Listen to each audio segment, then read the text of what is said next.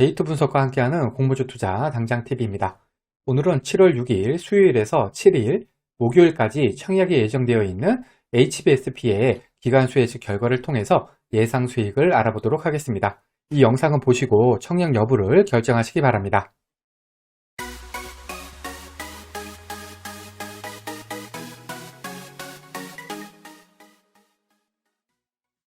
구독, 좋아요, 알림 설정은 저에게 큰 힘이 됩니다. 먼저 회사 속의 세 줄 요약입니다. HBSP는 반도체 전공정 가운데 수소 열처리 공정과 관련된 장비를 개발, 공급하는 사업을 하고 있습니다. HBSP의 21년 매출액은 917억, 영업이익은 452억으로 2020년 대비해서 50%, 82.4%나 증가를 했고요. 올해 1분기 매출액 같은 경우에는 전년 동기 대비해서 458.6%, 1024.2%로 엄청나게 증가를 했습니다. 보다 자세한 회사 소개는 이전 HBSP 공모주 분석 영상을 참고하시기 바랍니다. HBSP의 청약일은 7월 6일에서 7월 7일 양일이고요. 환불일은 7월 11일로 환불일까지 4일이 걸립니다. 대출을 이용하시는 분들은 대출이자 주의하시기 바랍니다. HBSP는 대신 밸런스 제12호 스펙과 청약이 겹치고요. 영창케미칼 환불금으로 HBSP 청약이 가능합니다. 일반 청약자 대상 주식수는 75만 주로 그 중에 절반은 균등, 절반은 비례배정됩니다. 청약증권사는 NH투자증권 단독이고요. 청약 한도인 3만 주까지 청약하기 위해서 필요한 청약증거금이 3억 7,500만 원입니다.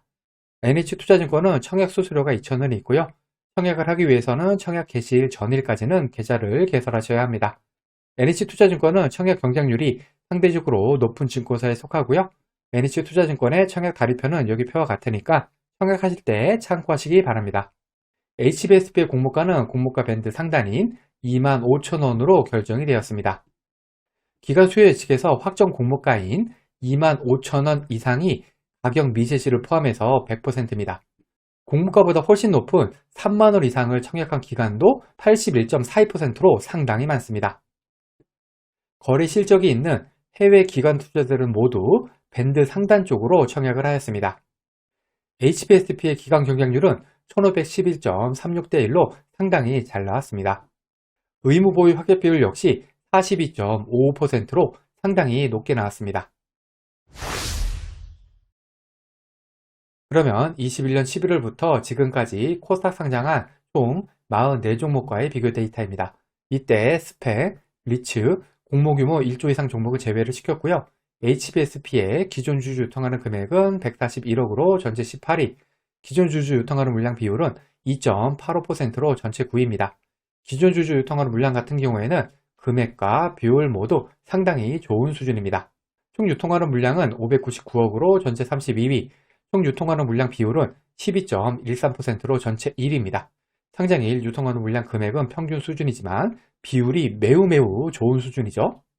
HBSP의 기간 경쟁률은 1511대 1로 전체 22위, 의무 보유 확약 비율은 42.55%로 전체 3위입니다. 기간 경쟁률은 좋은 수준이고요. 의무 보유 확약 비율은 매우 좋은 수준입니다. 이번에는 시초가 기준 수익률, 손실 가능성, 더블 가능성을 알아보겠습니다. 기존 주주 유통하는 금액이 100억에서 200억 사이였던 종목은 5종목이 있었고요. 공모가 기준 평균 시초가는 플러스 60%, 시초가가 공모가 아래였던 종목은 한 종목으로 20% 확률, 시초가가 더블이었던 종목은 두 종목으로 40% 확률입니다. 상장일 유통하는 물량이 300억에서 1000억 사이였던 종목은 26종목이 있었고요.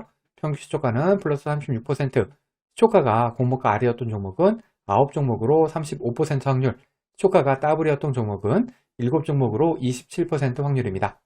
기존 주주 물량과 총 유통하는 물량은 모두 평균 시초가나 손실 확률, 더블 확률이 모두 보통 수준의 데이터입니다. 기간 수혜측 경쟁률이 1300대 1에서 1600대 1 사이였던 종목은 6종목이 있었고요. 평균 시초가는 플러스 57%, 시초가가 공모가 아래였던 종목은 없었고요. 시초가가 더블이었던 종목은 두 종목으로 33% 확률입니다. 의무 보유 확약 비율이 30% 이상이었던 종목은 4종목이 있었고 평균 시초가는 플러스 99%, 시초가가 공모가 아래였던 종목은 없었고 시초가가 더블이었던 종목은 3종목으로 75% 확률입니다. 기간 경쟁률 같은 경우에는 보통 수준의 데이터이지만 의무 보유 확약 비율은 평균 수초가가 플러스 99%, 따블 확률이 75%로 거의 100% 따블을 보여준다고 생각하면 되겠습니다. 예상 수익률입니다. 앞에서 살펴본 항목들의 가중치를 각각 1대, 3대, 3대, 3으로 두었을 때 HBSP의 점수는 83점으로 전체 12위입니다. HBSP가 속한 80점 이상을 맞았던 종목은 12종목이 있었고요. 평균 시초가 상승률은 플러스 95%, 시초가가 공모가 아래였던 종목은 없었고 시초가가 더블이었던 종목은 10종목으로 83% 확률입니다. 보시다시피 손실 확률은 거의 없고 더블 확률이 매우 높다고 할 수 있습니다. HBSP의 수익은 플러스 95%를 기준으로 계산해 보겠습니다. 예상 청약 건수와 청약 증거금을 살펴보겠습니다. 최근에 상장했던 비슷한 기간 경쟁률의 레이저셀, 넥스트칩, 코난 테크놀로지의 청약 건수가 25만 건, 24만 건, 20만 건이었고요. 청약 증거금은 5.9조, 7.3조, 5.2조가 들어왔습니다. 하지만 HBSP 같은 경우에는 기간 경쟁률은 앞선 종목과 비슷한 수준이지만 의무 보유 활 비율이 비교가 안 될 정도로 매우 좋게 나왔습니다. 따라서 제 생각으로는 앞선 세 종목보다는 더 많은 청약이 들어오지 않을까 예상을 해보고요. 따라서 HBSP의 청약 건수는 30만 건, 청약 증거금은 9조 가정해 보겠습니다.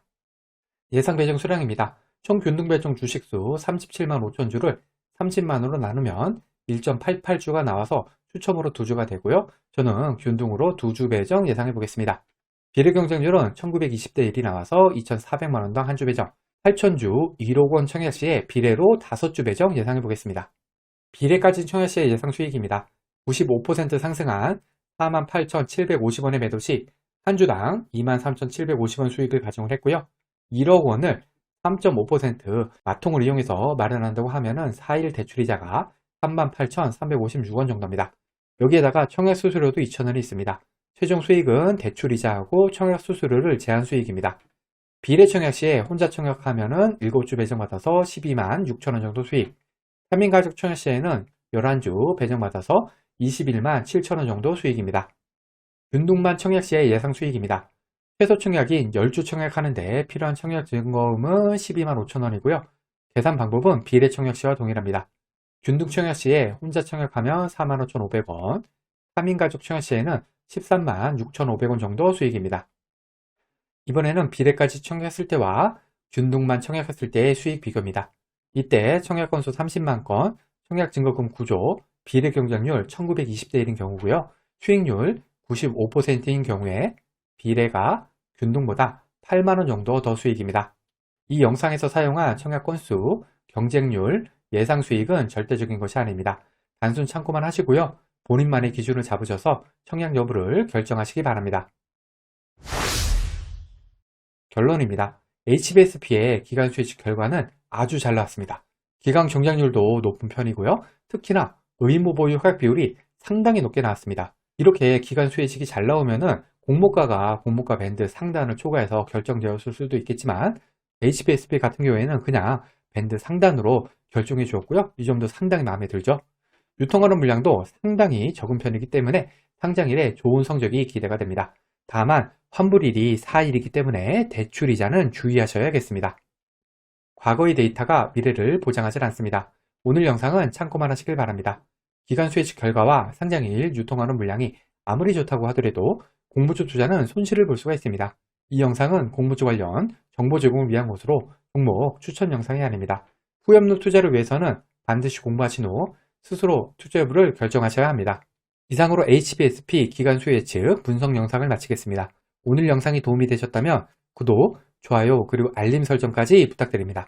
감사합니다.